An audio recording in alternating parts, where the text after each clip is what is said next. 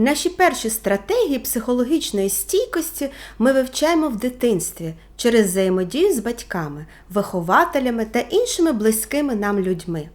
Коли батьки неодноразово реагують на усмішку дитини усмішкою у відповідь, ніжними дотиками, грайливим воркуванням і співпереживанням, закладаються нові нейронні ланцюги у дитини, які ґрунтуються на почутті безпеки та довіри. Якщо батьки переважно спокійно реагують на переживання і потреби дитини, вчасно міняючи підгузник, годуючи чи обіймаючи її, дитина вчиться заспокоювати себе. Укорінюються такі відчуття, як «я важливий», «я потрібний» і «я коханий». Дитина також дізнається, що на заклики про допомогу відповідають і що є рішення проблем. Іншими словами, закладаються базові моделі психологічної стійкості. Якщо підростаюча дитина бачить, що її цінують і розуміють, навіть якщо батьки не завжди можуть робити все те, що хоче дитина, закладається почуття власної компетентності та впевненості в собі. Коли ми навчаємося висловлювати власні потреби та бажання іншим, оволодіваючи різними стратегіями, щоб задовольнити ці потреби, віра в те, що ми заслуговуємо на все хороше, є також одним із перших досвідів стійкості.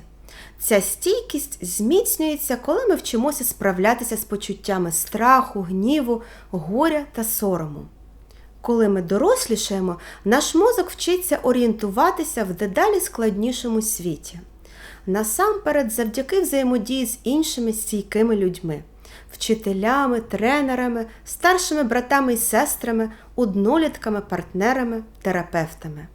На нас навіть впливають приклади для наслідування з життя, історії та літератури. Упродовж нашого життя, саме через взаємодію з іншими людьми, ми вчимося справлятися з розчаруванням, вирішувати конфлікти, мотивувати інших або знаходити нестандартні рішення. Тобто, якщо надійна основа закладена ще в дитинстві, людина виростає впевненою у своїй здатності ефективно реагувати. Вона більш відкрита до нового досвіду, вивчення нових можливостей і має здатність скористатися цими можливостями.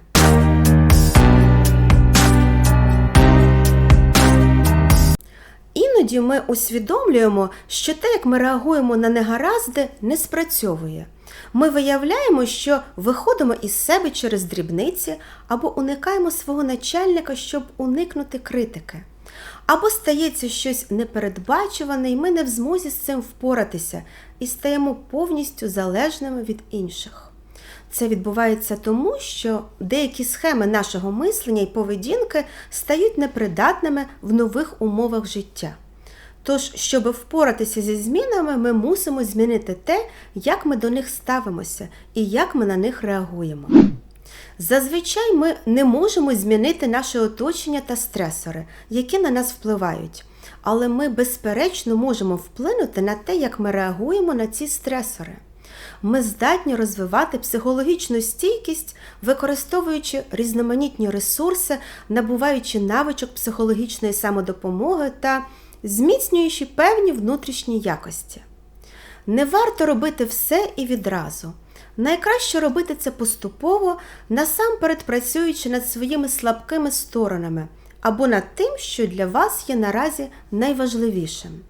Адже наш мозок має дивовижну здатність, яка називається позитивною нейропластичністю. Це здатність мозку формувати нові нервові клітини та нейронні шляхи, тобто зв'язки між клітинами мозку, що сприяють покращенню пам'яті, розвитку когнітивних здібностей та ефективному навчанню. Ця здатність зберігається упродовж усього життя. Чим більше ви тренуєте певне переконання, чим більше ви думаєте про щось або дієте певним чином, тим більше це вкорінюється у вашому мозку. І навпаки, думки та дії, що рідко виникають, змінюють структуру мозку. Нервові сполучення, що відповідають за них, слабшають. Коли ви зосереджуєте увагу на якихось своїх якостях, навичках чи переконаннях, над якими ви хочете працювати, ви активуєте певні нейронні мережі. Цей процес можна порівняти з підніманням ваги.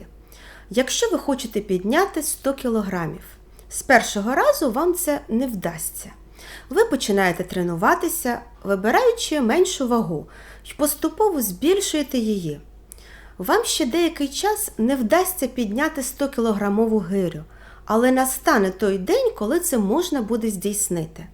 Проте жоден день тренувань не проходить марно. Саме в ці дні ви стаєте сильнішими і зростаєте. За допомогою цілеспрямованої практики ви стимулюєте певні нейронні ланцюги, роблячи їх більш активними та сильними. Після того, як ви збільшите підйомну здатність вашого мозку, завдяки нейропластичності ви зможете змінити будь-які стабільні і навіть глибоко закорінілі внутрішні моделі, які вам уже більше не на користь. Цей процес ще можна порівняти з прогулянкою лісом. Биті стежки стають ширшими і ними можна легше пройти. Нейропсихологічні дослідження показали, що є 4 області мозку, які пов'язані з психологічною стійкістю. Тож психологічну стійкість можна розвивати, але важливо працювати над собою регулярно. Навички психологічної стійкості можна розділити на 2 групи. Це навички самопізнання, чи то самосвідомості та практичні зміни. Підвищення самопізнання – це перший крок до змін, адже ви є тим, що ви думаєте про себе. Але цього недостатньо. Ось чому після того, як ви вивчите та зрозумієте себе краще, вам потрібно освоїти практичні навички, щоб здійснити зміни у своїй поведінці і втілити їх у повсякденному житті. Ви можете вплинути на те, наскільки добре ви справляєтесь з невдачами.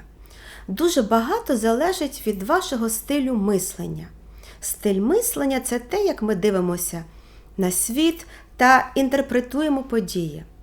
Наші базові стилі мислення закладаються в дитинстві під впливом переконань наших батьків, їхнього стилю виховання, під впливом першого життєвого досвіду з однолітками тощо. Ви можете розвинути вміння прислухатися до себе і у такий спосіб глибше себе пізнати. Почніть звертати увагу на те, які неприємні ситуації найбільше вибивають вас із колії. Зверніть увагу на те, що їх об'єднує. Тому що не сама ситуація спричиняє ваші почуття та поведінку, а те, що ви про неї думаєте. Одні й ті ж ситуації можуть викликати різні почуття і поведінку в різних людей.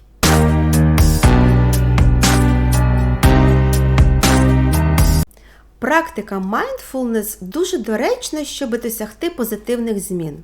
В одному з моїх наступних відео я більш докладно розповім про неї. Для початку спробуйте просту вправу. Установіть щогоденний будильник на телефоні. Це можна робити 2-3 рази на тиждень. Щоразу, коли спрацює будильник, зверніть увагу на свої переконання і запишіть усе, що лунає у вашій голові в цей момент. Спочатку ви можете бути здивовані монотонністю вашого мислення. Але коли ви будете регулярно прислухатися до себе, ви помітите, що ви починаєте помічати набагато більше, ніж спочатку. Якщо ви відчуваєте напругу чи тривогу, запитайте себе, про що я зараз думаю.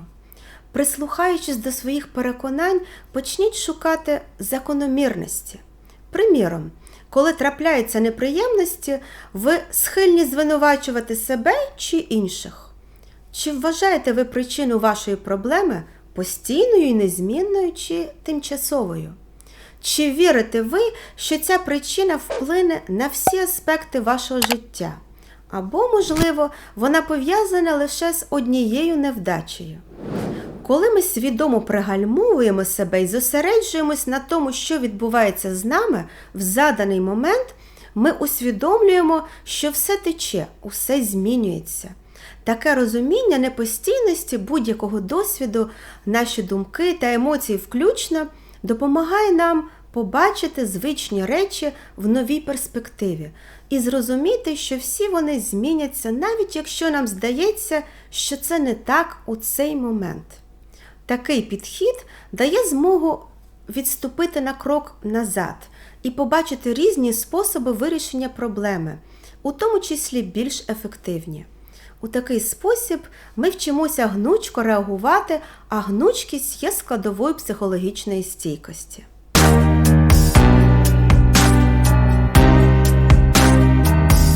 Думки, які починаються зі слів «а що, як», мали еволюційну перевагу. Наші предки, які легковажно ставилися до загрози, були зовсім непідготовленими, стикаючись зі справжньою небезпекою. Можливо, вони заходили занадто далеко від вогнища їхнього клану, бо не передбачали наявність хижаків у тіні. Вроджена негативна упередженість мозку допомагала людям вижити серед дикої природи. Але багато хто з нас стикається з катастрофічними й дуже малоймовірними «а що, як» переконаннями. Тривога, яку спричиняють ці переконання, має мало спільного з підготовкою до реальної загрози. Навпаки, вона перешкоджає ефективному розв'язанню проблем. Іноді ми потрапляємо в коло негативних емоцій і не можемо вибратися з нього. Приміром, коли ми відчуваємо злість, провину або збентеження. Або, можливо, ми не стаємо заручниками однієї негативної емоції, але усвідомлюємо, що майже не відчуваємо позитивних емоцій. Але якщо ми звернемо увагу на свою поведінку, то помітимо, що повторюємо ті ж помилки знову і знову. Наприклад, можливо, ви кожного разу зволікаєте чи занадто легко поступаєтесь у важливих для вас речах, незважаючи на те, що ця ваша стратегія шкодить вам. Якщо з нами трапляється щось погане, багато хто з нас схильні думати, чому це сталося зі мною. Якщо ви людина, яка часто задається питанням «чому?», то швидше за все у вашому житті виникне багато фрустрацій та гніву. З еволюційної точки зору наші предки, які швидко помічали ворогів і реагували на них, мали більше шансів вижити. Але не всякий гнів є корисним. Люди, які легко гніваються і погано контролюють свої імпульси, спричиняють хаос у власному житті та в житті інших людей. Злитися легко, але розсердитись на потрібну людину у потрібний час, у потрібний спосіб важко. Можливо, ви не дуже часто сердитеся, але натомість відчуваєте сум і пригнічення. Ви можете засмучуватись, якщо втратили щось важливе. Наприклад, друга, роботу, кохану людину або власну гідність. Але навіть слабкість може мати важливу функцію і цінність для виживання. На перший погляд, депресія здається невигідною. Смуток спричиняє втрату енергії, фізичні скарги і сльози. Депресія робить нас пасивними, спричиняє проблеми з концентрацією та думки про смерть. Але смуток з погляду еволюції допомагає нам пристосуватися до таких втрат, як от смерть коханої людини.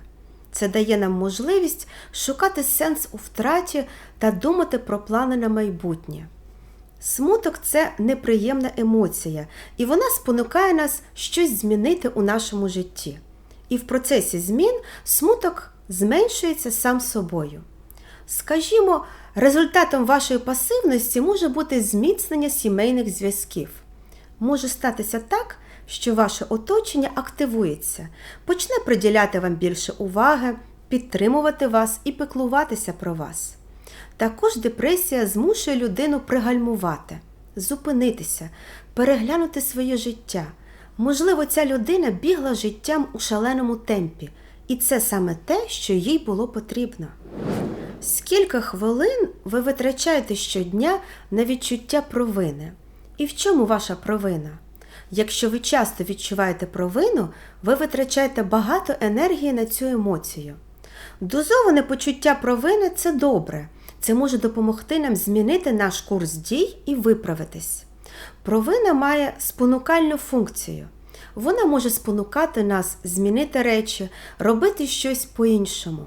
Ми можемо вибачитись, якщо припустилися помилки. Ми також можемо відчувати провину ще до того, як щось зробимо, тому ми можемо зупинитися, перш ніж припустимося помилки. Коли ми відчуваємо провину, нас поглинає думка, що ми зробили погану справу або не зробили хорошу справу. Провина означає, що людина вважає, що вона вчинила невірно, але вона не є поганою людиною. Але якщо людина відчуває сором, вона вважає, що проблема в ній самій, її характері. Така людина буде постійно звинувачувати себе. Важливо усвідомлювати різницю між соромом та провиною, тому що сором токсичний. Почуття провини полегшує адаптацію. Воно допомагає нам щось виправити і змінити на краще, а от сором руйнівний. Він робить нас безсилими. Ми можемо знайти спосіб, щоб змінити свою поведінку, але відчуваємо безнадійність, коли намагаємось змінити свій характер.